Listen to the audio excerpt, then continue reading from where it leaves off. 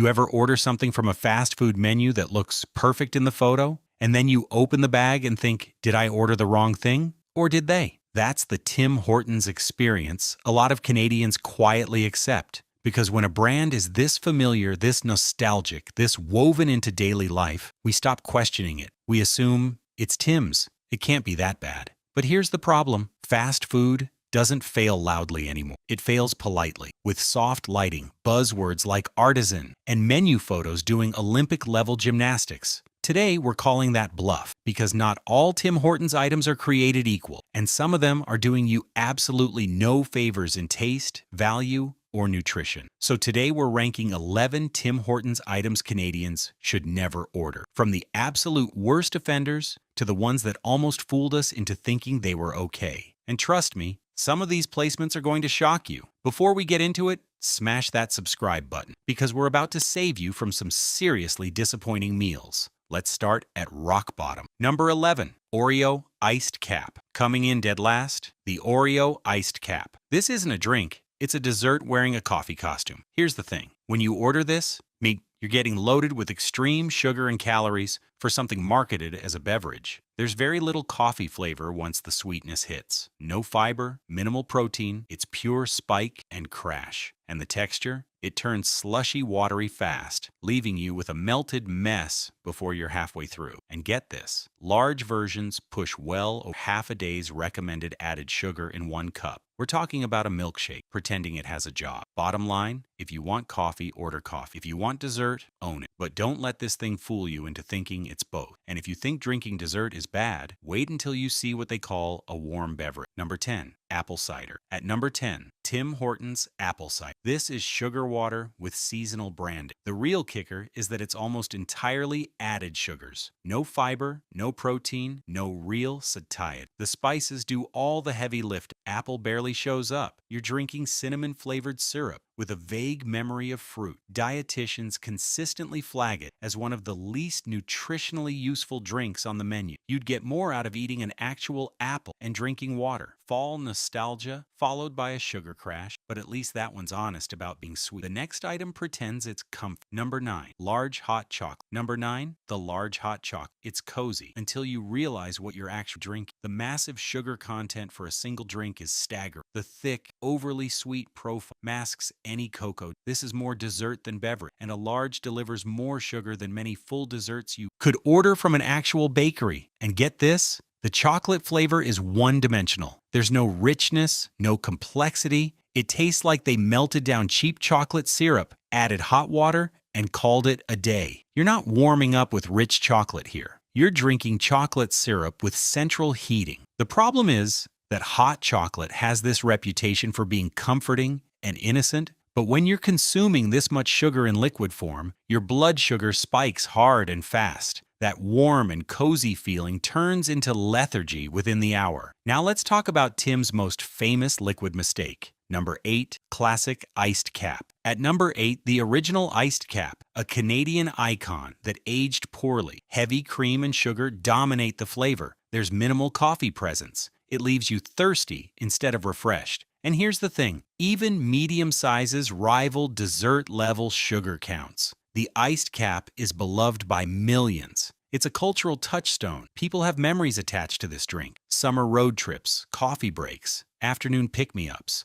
But objectively, it's excessive. You're paying for nostalgia, not quality. And the thing about nostalgia is that it protects bad products. When something is tied to your memories, you defend it even when it doesn't deserve defending. The iced cap is trading on reputation it built decades ago, but the actual product hasn't earned your loyalty in years. If this is already saving you from a bad meal, do me a favor and hit that subscribe button so you don't miss what's next. All right, let's move out of the cup and into the bowl. Number 7, mac and cheese. Number 7, Tim Hortons mac and cheese. Comfort food that forgot the comfort. The gummy pasta texture is the first problem. It's overcooked, sticky, and unpleasant. The sauce lacks sharpness or richness. It's bland and one-dimensional. There's no cheese pull, no creamy satisfaction, and the sodium through the roof with low payoff in terms of satisfaction flavor. This is frequently ranked among the worst entrees nutritionally on the entire menu. It tastes like boxed mac reheated in a hurry, and you're paying drive-thru prices for it. Here's what kills me about this item. Mac and cheese is supposed to be foolproof. It's pasta and cheese. How do you mess that up? But Tim's found a way. The noodles are mushy, the sauce is thin and flavorless, and the whole thing sits heavy in your stomach without ever tasting good going down. And if that felt underwhelming, sugar is about to take over. Number 6, Strawberry Bloom Donut. Number 6, the Strawberry Bloom Donut. All looks, no restraint. The extremely high sugar load hits you before the flavor does. The overly sweet glaze masks the dough, and you're left with a one-note sugar explosion that leaves you hungry 5 minutes later. And get this, it's one of the highest sugar donuts in the display case. The strawberry flavor is artificial and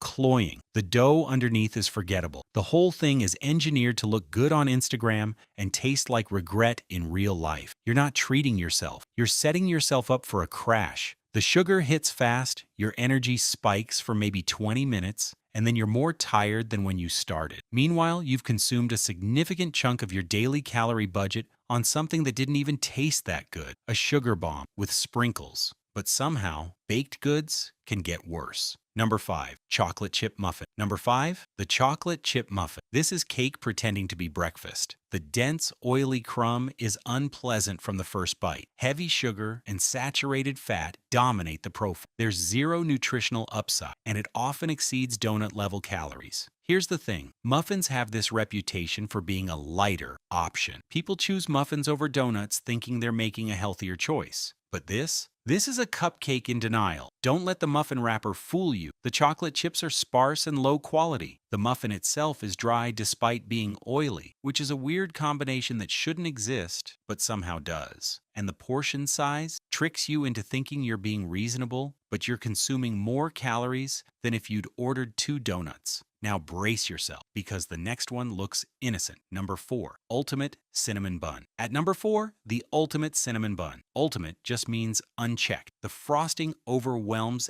everything. The dough is often dry under the glaze, creating this weird contrast where you're chewing through dense bread while drowning in sugar. The extreme sugar density means some nutrition guides flag it as multiple desserts, and you're eating a sugar spiral you can't escape, and by the time you're done, you don't feel satisfied, you feel tired. The cinnamon flavor is artificial and one-dimensional. There's no warmth, no spice, complexity, no reason this should be called ultimate except for the ultimate amount of frosting dumped on top. The real problem here is portion distortion. This thing is massive, and because it's a single item, you feel obligated to finish it. But halfway through, you're sick of the sweetness, and you're eating out of obligation, not enjoyment. And if you're finding this ranking useful, hit the like button. It really helps the channel cut these. Now let's talk about breakfast items that sound responsible, but aren't. Number 3, Farmer's Breakfast Grilled Wrap. Number 3, the Farmer's Breakfast Wrap. This is breakfast trying way too. The greasy, heavy mouthfeel starts immediately. High sodium and saturated fat hit before you even finished unwrapping. Low fiber, low freshness perception. It tastes processed and heavy. Nutrition experts regularly recommend skipping it for lighter options. And honestly, they're right. This, a breakfast burrito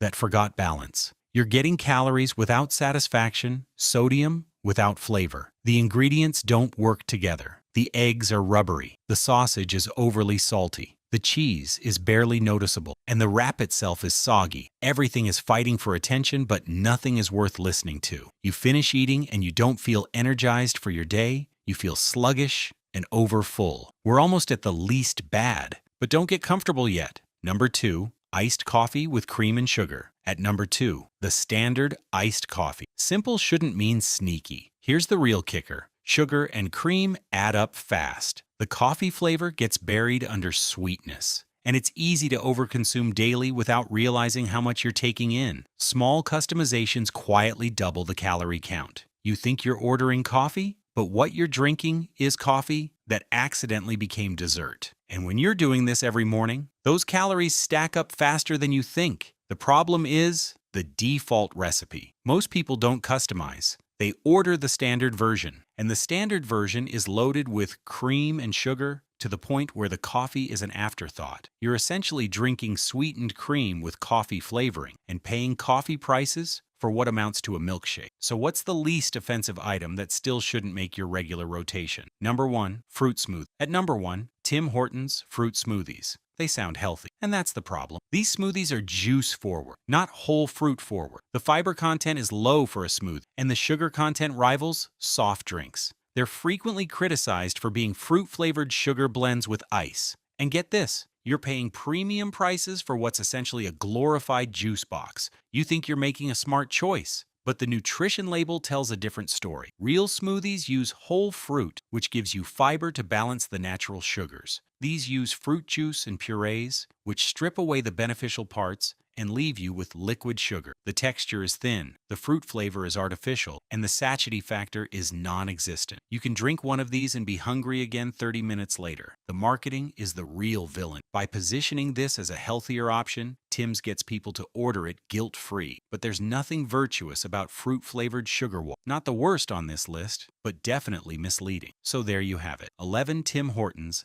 items Canadians should never order, ranked from full-blown regret to barely acceptable. At the bottom of the list, you've got items that are essentially desserts disguised as drinks, loaded with sugar, empty calories, and zero payoff. In the middle, comfort foods that promise warmth and nostalgia, but deliver bland textures, heavy grease, and nutritional letdowns. And even, at the top, the least bad, you're still dealing with marketing over substance. And that's the real takeaway here. Fast food isn't evil, but blind trust is expensive. Menu photos don't eat like real food does. Buzzwords don't equal quality. And sometimes the item everyone orders is the one you should quietly skip. The best Tim Hortons order isn't the fanciest. It's the one that actually delivers on its promise, without wrecking your energy, your wallet, or your expectations. If this ranking surprised you, hit like. If it saved you from a bad order, subscribe. Let me know in the comments which burger on this list surprised you the most. And if you want to make smarter fast food choices, subscribe and hit the bell. I'll see you in the next one.